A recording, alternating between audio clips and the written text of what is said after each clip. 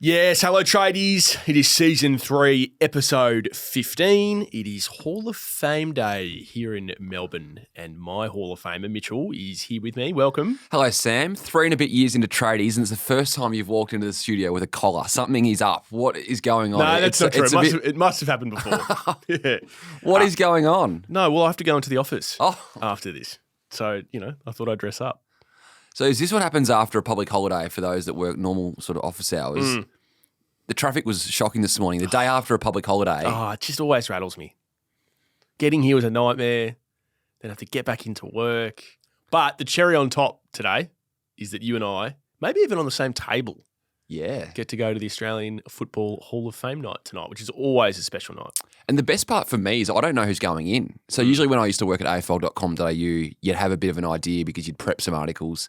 And I think there's been an understanding now within the media that you don't break who's going in. It's a night that they're unveiled on the night. But I have not checked and have no idea as to who's going in. So it'll be nice to see who's unveiled when it happens. Who was it last year? Who was the group last year? Was it the Bartel year last year, or was he the year before, I think? Can't recall. Is it 5 years eligibility you've been out of the game? Yep. It's always a great night, and the speeches are something to look forward to. Yeah. You look fresh this morning. Is there something that hasn't, did you have quite a night last night? I look fresh, do I? Yep. What does that mean? Oh, no classified. Oh, very good. Well, the swimming was on. There was, Channel 9's got multiple other stations that they could have aired the powerful footy classified. No, the swimming was very good. It was very good. How much of it did you consume? Yeah, a bit. Where should we start today? Well, I've been working around the clock overnight. I didn't get much sleep because I've been working on the 9 A graders that aren't on the A grade list. We've been waiting for the mid-season point of the year to get through to this. So I've got 9 A graders that need to go to Sam's list. And there's an A graders whiteboard now. We have created one. Scotty's been busy. Is that on socials yet, Scotty? Okay, we will share it. Might add it this week when you. I'm looking at it. I'm looking at it right now. I'm very happy with the list. Walsh is probably the only one I'd take off if I could. Right, but I don't add or subtract names during the season, as you know. You're still sticking true to Tex? Yeah, Tex is still in. He's still an important asset. Yep. Still an A grader. Right. Charlie Cameron, yeah, he still is. Tom Stewart is an interesting debate. Is Clayton Oliver still an A grader? Yep, he is. Yep.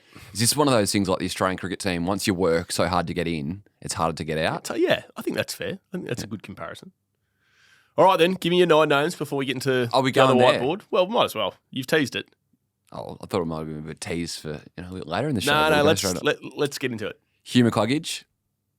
I think his body of work now, he's played some big grand finals and his start of this year's been amazing. Yeah, he's very close. Tom de Koning. No. I think the status that you put throughout the start of the season was around, 2 years of work. I think Tom's just ticked over that now. He had a good final series when they made it in 23. Did he? Really, really strong last year. Yeah, that was sort of his coming of age final Okay. series from memory. There was that final against Melbourne when he played really well. Last year was really strong, and I think this year he's gone to new heights. So I've got him as an A grader. He's a no from me. Right. 2 players at Geelong. No, don't go down this road. What were you doing on Saturday? Don't go down this road. He's not an A grader yet. He hasn't put together. That's not fair on Bailey Smith, mate. I reckon yeah. So I've got Bailey because You got Bailey Smith as an A grader. Yeah, because you've lost your mind. Go for a walk around the block. he's a Brownlow medal favourite. So it doesn't make you an A grader if he plays 11 good games. So of all people, you're refusing to put Bailey on. What does that mean? You've been Bailey's biggest supporter. I have been, and you've been late to the party with this. Like the fact that you are trying to name him as an A grader after basically disputing how good he was as a player before he got to Geelong is remarkable. So let's just park that. But he's not as good as the man that had 40 odd on the weekend and just ripped it apart. Neither of them are yet A graded. Max Holmes. No. Best and fairest last year on a team that should have played in a grand final. So he's gone again. The 3 Geelong players who are currently A graders. Yeah, clubs can have 5 A graders. Stewart, Cameron, Dangerfield. Yes. They are the cream of the crop, and they have been doing it game after game, year after year. Holmes and Smith would be leading Geelong's best and fairest That's right fine. now. That's fine. And if they have another 18 months of this form, they'll be on there. Matt Rowell at Gold Coast. No, He was top 5 in the BNF in the Brownlee last year, very good player. and he's gone again this year. He's not yet an A grade. Added new strings to his bow. He's not even the best midfielder in their team. Yeah, because Noah Anderson's already an A grader, and he's very good. That's probably aged the best of my selections. I would Jesse think. Hogan. Yeah. I could feel a softening from you a couple of weeks ago. on this. Yeah. You could make a case now, I think. Cozzy Pickett. No. Melbourne is only in games of footy because of Cozzy It's Pickett. too sporadic. I'd have to have a look at his last 40 games of football Been pretty good. and see how many of those he was Some good ones in there. inconsequential in. So, like, I'm just looking at, another small forward on the list. I would say Cozzy Pickett's impact on games is stronger than Charlie Cameron. Now, Cameron's body of work. It is, yeah. Cameron's body of work stacks up. But Cozzy Pickett wins games of footy on his own boot. Melbourne would have been out of that game at half time yesterday if it wasn't for Cozzy Pickett. Mm. And I'm going, this might be a little bit early. I know it maybe not meets Sam's qualification, but he has had a good 18 months. Nazai Wanganeen-Miller, Yep. I believe, is an A grader because of what he's doing at the St Kilda Footy Club. I think he'll be an A grader by the end of the season, Okay. but not yet. So take me through your 9 again. McCluggage, I think he's a soft yes. De Koning, No. Holmes, No. Bailey Smith, No. Matt Rowell, No. Jesse Hogan, Yes. Cozzy Pickett, No. Nazai Wanganeen-Miller, No. and I didn't add Tristan Cherry. No. I think you No. are disrespectful to Ruckman. No. You only have one Ruckman on your list. No. You can't tell me that there's a competition of 800 players and there's only one A-grade Ruckman. I can have I can do whatever I want. I can have as many or as few as I want. And Tristan Sherry has been a good player now for a couple of years. He's not an A-grader. Okay. Hit the socials at Tradies Podcast, Instagram and TikTok if you want to just get I involved. can't believe you're trying to claim Baz Lenker as an A-grader. I can't believe it. He's had a pretty good 12 weeks. I'm disappointed. I'm disappointed that you've Geelong did play pretty well without him, though. I'm Max was good. disappointed that you've worn your Geelong scarf into tradies today. You're not usually like this. Geelong is a top 4 team. 5 A-graders is not out of the question. Speaking of Geelong, Oh. let's get into the whiteboard, the Oh. HBF Dream Team whiteboard, because there is a new suitor emerging for your man Luke Jackson. Oh. My phone lit up last night when we put this on the Tradies Instagram. That was pretty funny that Scotty put that up. Obviously, I didn't know until... The irony was I put it in the WhatsApp group and then learnt about it going on Instagram because of a screenshot put back in the WhatsApp group. The funniest part for me was I saw it go on Instagram at 8-ish and I thought, shit, Sam might be wanting to go with this on class. Yeah, that would have been funny. And then I realised there's no class. Yep. So as should be the case, Tradies community get it first. Now, I think there's a lot to consider here, and I want to put this on the table early. I think the chances of him getting to Geelong are probably slim. Mm-hmm. That would be my gut feel. But his partner, Kelsey, her family is from down that way. From Lawn, I believe. Yep. Or is currently in Lawn. And that is where they have spent the bye week. Ah, have they? Your famous the bye week decisions. Bye week tick. Partner tick. Mm. Does he have a brother? Who did he support as a kid? Yeah. Well, who does Kelsey barrack for? I actually don't know. Geelong are aware of the family connections. As they should be. They do a lot of work on the local region. Also aware that they need a ruckman. Have been for some time. No disrespect to Reece Stanley. Reece Stanley has held up his end of the bargain very well. Yes, he has. In fact, we should do nuts and bolts on what did they give for him? Something in the 20s, I reckon. Was it that high? As you delve into the Luke Jackson conversation, I'll There's also the interesting thing, and pardon me, maybe we don't talk about this sort of stuff enough, Mitchell. Pick 21. Trade. Okay, so they gave a decent amount for him. And the Saints used Hugh Goddard, who I believe had local connections to Geelong, ironically. Who ended up on Carlton's list Yeah. at some point. May have even played a game or two. Can't remember. I reckon he played like twice for Carlton, would be my guess. Twice? Is that right, Scotty? Good guess from me. Yeah, something we might not talk about enough on tradies, Mitchell. The coach, Chris Scott, I think, without putting words in his mouth, is more of the belief that you can build a premiership team without a superstar ruckman. Yep. Luke Jackson is on a lot of money. So that deal would have to be carried over into his new contract. We're talking 900K-ish a year? Yeah, I think it's even back-ended at over $1 million. I think Andrew Mackey, their head of footy, would be hard-pressed convincing Chris Scott to pay that sort of money for Jackson. Yeah, okay. Having said that, if he was like Clayton Oliver did at the end of last year to make it known that he wants to play for Geelong, well, it changes the conversation a little bit, doesn't it? And as part of that Clary conversation last year, he was happy to take a pay cut. Are you saying that could be in the conversation? You said that, not me. Right. I just think it's something to watch. You know, I've got spies around the Geelong region. I do. I was told that he had a beautiful dinner at the Mavs restaurant, which is an amazing Greek restaurant in town during the week. But he also, and this came from a spy, I haven't been able to clarify this, but I just think it's worth sharing because it's really inconsequential in the end, in the scheme of things. He was spotted in the same cafe as Bailey Smith during the week. Hello? I think they were there on separate tables. And Hello? It was just a coincidence, but... Did they say hello? I don't know that. I might need to go get the CCTV. What cafe? One on Packington Street. Called? I don't know that. Okay. Paco, for those that know Geelong, is the cafe strip. I've dined on Packington Street on numerous occasions. I thought that might have been a bit beneath you. See, again, why do you have to be nasty? So, where would you have Geelong in terms of Melbourne in the pecking order and Luke Jackson's thinking from what you've just brought us?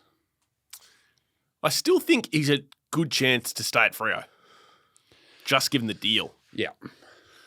The only way he gets to Melbourne, in my view, is if Cossie's involved. Melbourne don't have their first rounder this year. There is no way that Fremantle is accepting anything less than 2.5 first rounders, even 2.5 top 10 picks for Luke Jackson. You can't trade Pickett, can you? You just can't. What if he comes to Simon Goodwin and says, hey, the thing I've been telling you about the last 2 or 3 years, my homesickness, I've flirted with it. Now it's legit. I've got a young family. I need, for my personal life, to get back to family in WA. What if he goes and just bangs on the table? Because from my understanding to this point, it's been, hey, like, if it could be possible, but it hasn't really got to the point of demanding. Well, if I'm Simon Goodwin, I'm saying totally understand. We'll do everything in our power to make that happen. But given where our list profile is, given what we invested in you in the draft, and given your form, it would have to be a monumental deal to let you walk out. Have they set a precedent with what they did last year with Alex Neil-Bullen? Maybe. Yeah. Who was under contract. Different players, though. And different circumstances. One's a superstar, one's a role player. Yeah. Although, Neil Bullen's been really good.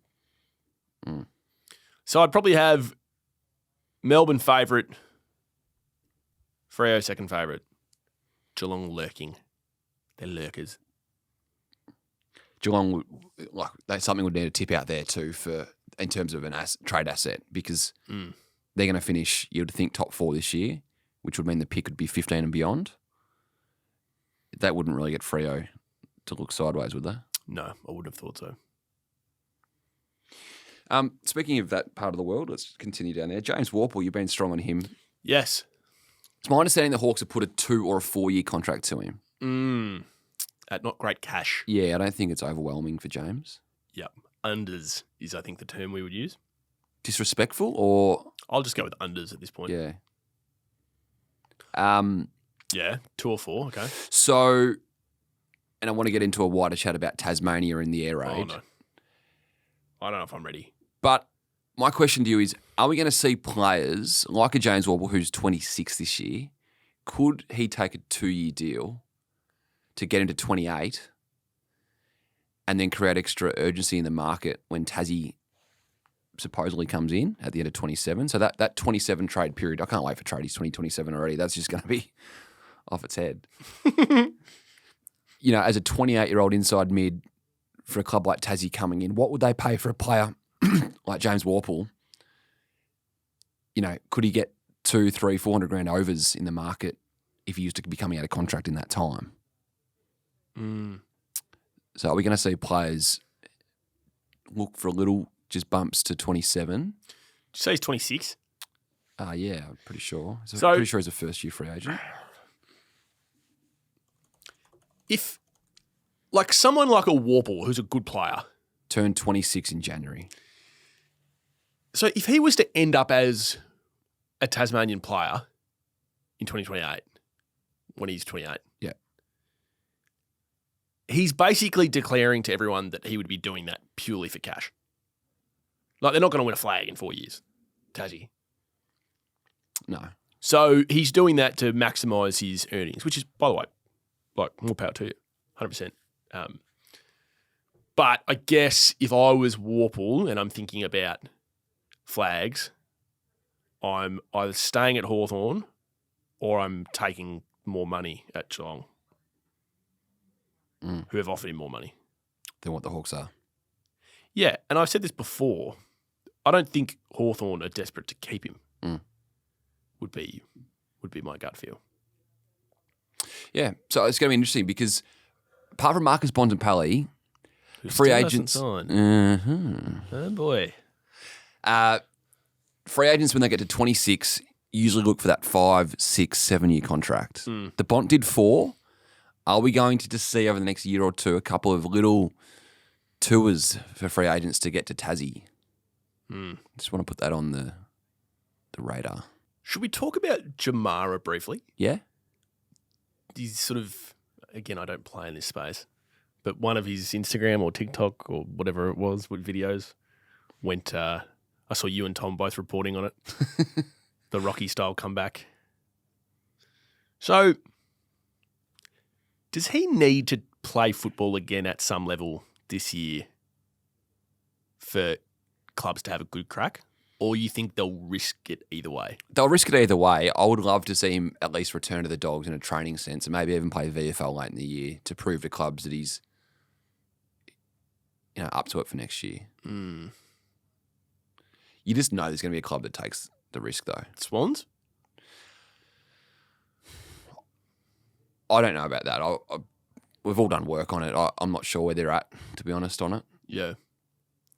It would have to be a heavily incentivised contract, wouldn't it? Yeah. The quirk here is that he does have a year to run on an $850,000 contract for next year. You have to tear that up, wouldn't you? It would have to be on Jamara. That would be on Jamara to do that. Yeah, well, I think if he. Or you spread it out so it's, $850 for year one and then you're copping, 2s at $300. You couldn't give him any longer than a 2-year deal, though, could you? Nah, probably not. But you only have to remember what happened with Jesse Hogan, who dealt with his own problems, was very open about them, got a third chance at GWS on a 1-year deal, and now he's on the verge of being an A grader on Sam's whiteboard. Exactly right. Yeah, don't even worry about the Coleman. It's the A graders. Yeah, it's a good comparison. There were reports at the time that he'd never play again. Do you think we should get, we've got the A graders whiteboard here? How many whiteboards do you want? We need a north one. No. We do need Scotty's going to Office Works 8 times. We do need a north whiteboard. By the way, it sounded like Gather Round 2.0 in Bunbury was absolutely pumping. No? Okay. We should. North got the dub. Yeah. Extraordinary. In a home game. Sonia Hood and Jen Watt are already lining up to come after you after your rate. Remember, who did you speak to? Was it Jen or Sonia after the... Jen. What, criticising the move? No, I'm only winding you up. You remember how strong that rate... It's an embarrassing move.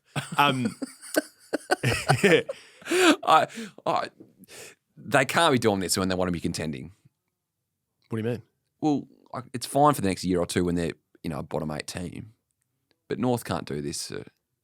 So what, you're just happy to declare you're a bottom 8 team? What a joke. They traded their first pick. Yeah, that was... Mitch, the whole thing's embarrassing. Come on. They're playing home games in Bunbury against West Coast. Goodness me. It helped them get out of Tassie, but they are giving up home ground advantage to West Coast and Freo. Footy is about... Let's see what happens this week against Freo. Football is about winning. Yeah, that... And they won on the weekend. Yeah. So it's a tick. We should get, Scotty, specially brass implated whiteboard names, and then every year send them out to the players. I don't know what they do with them. So Bont on his mantelpiece. I was part of Sam's A graders in... That idea sounded so much better in my head. But I want an inaugural list. What about a party? That's an Andrews Beach brewery. We get all the A graders in. How many of them would rock up? I was just thinking, well, hang on, which ones would be easier? Not sure Tex is coming. Actually, I think most of them are coming. Not sure. Track and Clary might have better things to do. Oh, yeah, not sure Track's coming. Sicily would definitely come. How's his injury going, by the way? Sicily? Yeah. I thought he wasn't injured. He was injured. He confirmed he was. The coach said it wasn't an issue. Then he's injured. Oh, I see. Interesting. I've been reflecting on that because we went with groin, as we discussed here on Tradies. It is a groin. But they've been saying abdominal. So Sam's been hiding a bit behind the... hip/abdominal. That's it. Yeah, what's very close to the hip. Yeah, no, I'm aware of that. But yeah. I'm just... As a journo, do you ever get off the phone call and you're like, shit, I was a bit closed-ended on my question there. You were a bit too specific. Yeah. Sam was able to wiggle out of that whole, hey, it's not a groin, but it's an abdominal. Yeah, it was good wiggling. Hey, A-grade is, agenda setters last night. Caro, very interesting on our man Nazaya. Yeah. And why he may not be keen to go to Adelaide versus Port. What did you make of that? So for those that missed it, Caro said that Nazaya had put a line through the Crows because of the handling of the Taylor Walker racism storm a few years ago, and that Matthew Nix was at the helm of that. So he's asked some questions around it and doesn't feel comfortable with how the whole thing was handled to go to the Crows. So in Caro's words last night, it's Port or St Kilda. And, a few hours later, Channel 9 reported in Adelaide via Corey Norris a statement from the manager of Nazaya Wanganeen Miller, Ben Williams, who said that was categorically false. So now we play the waiting game to see if indeed that does stack up. I mean, I'm always of the, when Caro says something, Yeah. I always believe it. But that's just me. It's an easily deniable story, isn't it? Yeah, and if you're Ben Williams, you wouldn't want that out there because No. you lose leverage. And he's got other clients at the Crows. Yeah. So the story was from a few years ago. Taylor Walker said something racist about an opposition teammate at an SANFL game. Yep. He was watching. He got 6 weeks. Off the top of my head, Was it sounds 6 right. or 8? I think it was 6. Big story at the time. Integrity unit investigated. 6 games. He apologised on camera to the player,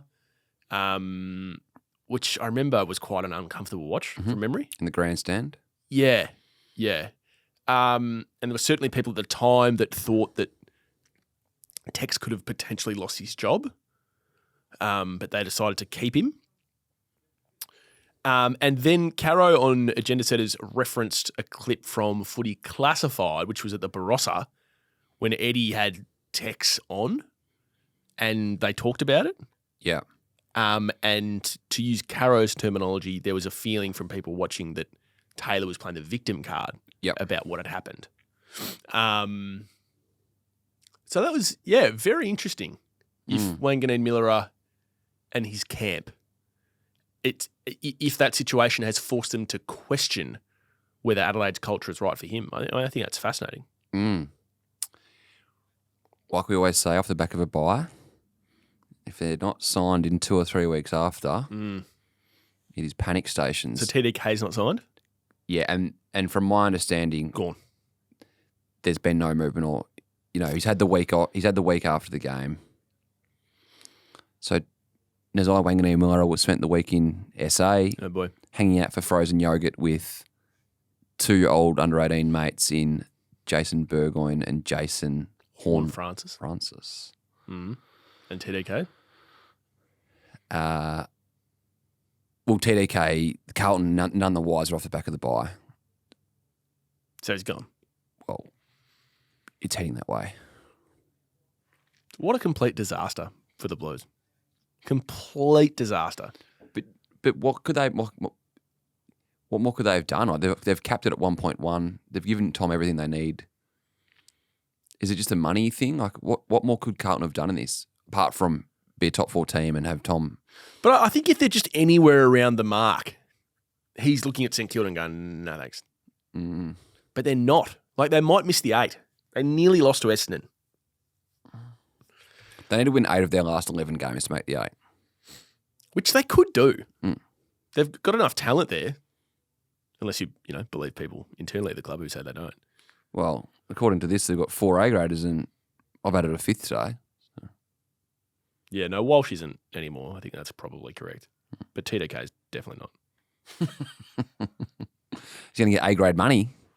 He is going to get A grade money. That is a difficult thing for me to argue against. Bye week this week. It's the favourite time of the year for Sam McClure. It's bye period. 4 other teams head to their break. Collingwood, Brazzy'd want to sign soon. Richmond, there's not really anyone there of major note. Mm. Sydney, they've locked away most of their stars. And the Gold Coast Football Club. Oh, boy. M. Rowell. All the talk was at the start of the season, confidence around an extension. I don't want to sound like a broken record. But if this gets to 3 weeks' time and he hasn't signed, watch this space. Mm. Where to? Look, if everyone had their full allotment of picks, I would have Collingwood as the favourite. But they don't have their first rounder. So to get to Gold Coast to even look at that without 2 top 10 picks, no. Good luck. But he's out. Yeah. So they lose a bit of their leverage. They do. Collingwood do not have the leverage, though, to send him to the preseason draft because they will have pick 18 in the preseason draft. Right. Whereas over time if you don't take our offer, we'll send him to the preseason draft and we'll take him in the first couple of picks. Mm. Collingwood wouldn't have that leverage. Mm. Anyway. My gut feel still on Naz has always been take a 2-year deal at the Saints. Oh, so you think he's more likely to stay? For the next fortnight. And if he hasn't signed in that time, that'll flip. Mm. Just one that's slipped under the radar, I think, a little bit in the last month. Dante Vicentini at the Power has carried the ruck, 22-year-old for the last 4 weeks. Good save, you boy. Pick 50, though, in the draft. Yep. Maybe he'll go on my list of role players. I think he was in the 60s. Anyway, so 2 years ago, they went and traded for Soldo. They gave up a pick 41 and a future second rounder. That's not a deal to be sneezed at. 41 and a future second rounder. They came late. They got him out of the contract at Richmond. Richmond were hell-bent on keeping him. The Tigers thought, no, this deal's too good to refuse. We're going to let him go. He's been playing Sandful for the last month alongside Jordan Sweet, who in the finals last year and late in the season was playing a really important role for Port and was quite an impressive ruckman. I just think that's gone under the radar a little bit. Could those 2 guys be in the merry-go-round, the ruck merry-go-round, in a world where TDK goes to St Kilda, Carlton will be in the need for a ruckman, potentially. I think that also opens up the Rowan Marshall conversation. Still haven't got an answer on Draper. What happens with Riley O'Brien? So many questions come out of the rucks. Yeah, I like it. Very micro from you. Yes. Vicentini. Yeah. Very micro. What do you think about Carlton? Would they need something else, or did you like what you saw, albeit one game against an undersized Essendon back line from the 20-year-old Hudson O'Keefe? I think they need someone else. Yep. That answers that then. That would be my gut. And Pitnet couldn't carry the load for a full season. Well, I mean, there's an argument to say he could, but it would be a risk. Depends where they see themselves in the premiership window.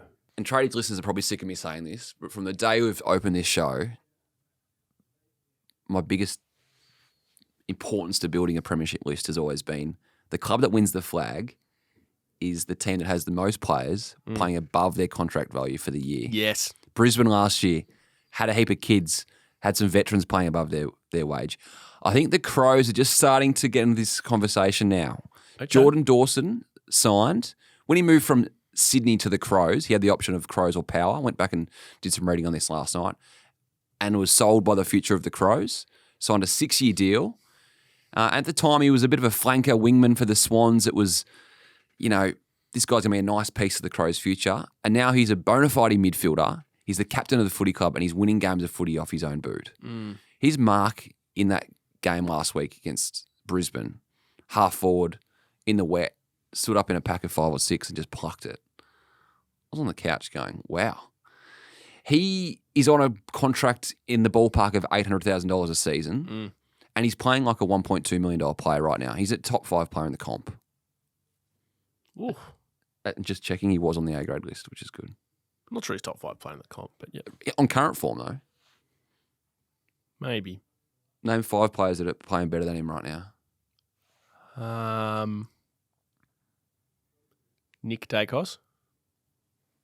Yep.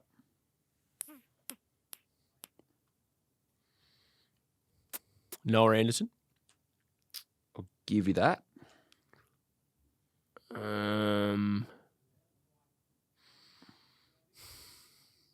Jeremy Cameron. Yeah, okay. Yeah, I'll have to have a think. No, you're probably right. He's in the conversation. But then you've got guys like Mitch Hinge, we spoke about it last year. Your man Mark Keane is playing some good footy. Ben Key signed a 3-year deal. I just think it's just something to keep an eye on as the Crows continue to jump their way up the ladder. If they beat the Hawks this week in Launceston, that would be a big scalp. Just some other players around the competition. Ned Long's obviously at the Pies. He's a lock in that midfield now from what he's doing. He'd be on 120, 150 grand, and he's playing like he is. Joel Frazier at the Bulldogs, hard to believe that he's still a 19-year-old. So he's still not 20. He turns 20 later this year. He's still in his initial draft contract. George Stewart signed at the Blues, and that triggered an end of second round compo for the Swans. That's a band 4. That would have been in the ballpark of $450,000 to $500,000 a season. Yep. Would it be a case to make alongside De Koning? He's probably in the top 3 of their BNF right now, George Stewart. Yep. Did a good year. And the Pies backline averaging 69 points against this year. Yes, it was Melbourne yesterday, but the body of work, a guy like Billy Frampton, you spoke about last week, the role players at Collingwood compared to a Carlton. He's getting it done. Also, every time I watched Josh Dacos, I think about the thing that goes so underrated is how he won the best and fairest in the premiership year over Nick. And Josh had a different manager before Nick was drafted. That's right. So I think my understanding is, I should have gone back and checked this. Josh was managed by Tom Petroro. Yes. And then Paul Connors and his stable swooped on Nick. But I think the Dacos family were keen for everything to be kept under one umbrella. Right. So Josh switched. Yeah. Enabled Connors. It was just a sliding doors moment. You just think about it, because obviously management teams want to get the best players that they can. It's going to reap the most rewards, both financially and reputationally and all that sort of stuff. Always intrigues me when brothers managed by different agents. Yes. Which one? Well, which ones are now? Oh, the Mackays. Are they different? Who's Harry Harry managed is by? Hemisphere. Okay. And who's Ben? And Ben is TLA or TGI. They've always been different. That is interesting. Dacos is the same. De Koning's the same. Yeah. Mackay's different. Any other brothers? Throw other brothers at us, Scotty. This is real Scotty sort of areas. What other brothers are there? This is random. The Closey brothers. I believe they're different. What about the Warners? Same. Same. The Warner Brothers. Go on. Anyway, that's real niche sort of shit. So sorry for those that had to put up with that for the last 90 seconds. I need to know what's happening with Bont as well. Oh. Why hasn't he signed yet? Oh. I'm confused. Oh, I thought he was signing. No, he is. He has to be.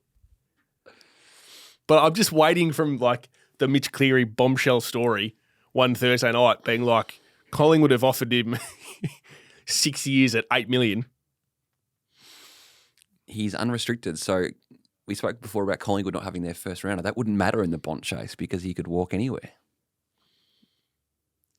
Like, given that you don't have to pay anything for him and it's just TPP, he's...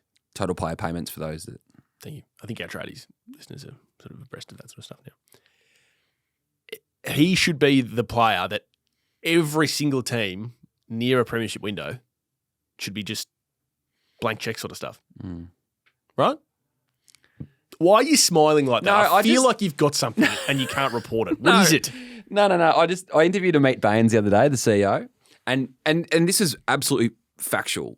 Marcus, his quote was something like, Marcus always takes May to May or June to sign his contracts. You know, I was just, the reason I was smiling was like, we're not that far away from July. If it gets to July, just, yeah. I think the Dogs have been really keen to get this one going, as you would imagine. It's been Marcus holding off. It is interesting that it's taken around 13 and he still hasn't signed. I'm just going through the teams. Like, okay, let's ask you this. Start of the year, if I'd have asked you who's going to sign their contract first at the Bulldogs, Luke Beveridge or Marcus Bontempelli, you would have been laughed out of the room if you had said Luke Beveridge. True. And now they've committed to him. I think that'll be announced in the next week. So I can't imagine that Marcus would want to leave Victoria. No, he set up Arthur's Milk Bar. In Q. Just going through the teams that could do it. So Carlton don't have the money. Who else has just spent $2 million on a house in Q? Who? Matt Rao. Oh boy, he did say that. Didn't he grow up there though? Yeah, in that area, I think. He went to Carey. So yeah, he might want his coffees from Arthur's Milk Bar. Okay. Carlton don't have the money. / why would you go to Carlton? Collingwood. See, Collingwood are just always lingering. You wouldn't go to Essendon. Geelong, well, they just keep finding room in the salary cap that doesn't exist. Hawthorn? That's an accusation, isn't it? Hawthorn. Why not? They have the cash to do it. Yep. Melbourne, I could not see. Such a Sam Mitchell thing would be for Hawthorn to go after Bond. It would be such a Sam Mitchell thing. Couldn't you just see it? Lyndall, Sam's wife, might have been putting work into... Like if I was Sam, I'd be getting Lyndall to go to Arthur's Milk Bar pronto. make friends. Melbourne couldn't do it. Bont wouldn't play for Melbourne either after the history, I reckon. What's the history there? You know, they're freed from desire, or there's been a bit of tension between the two clubs. Yes. North?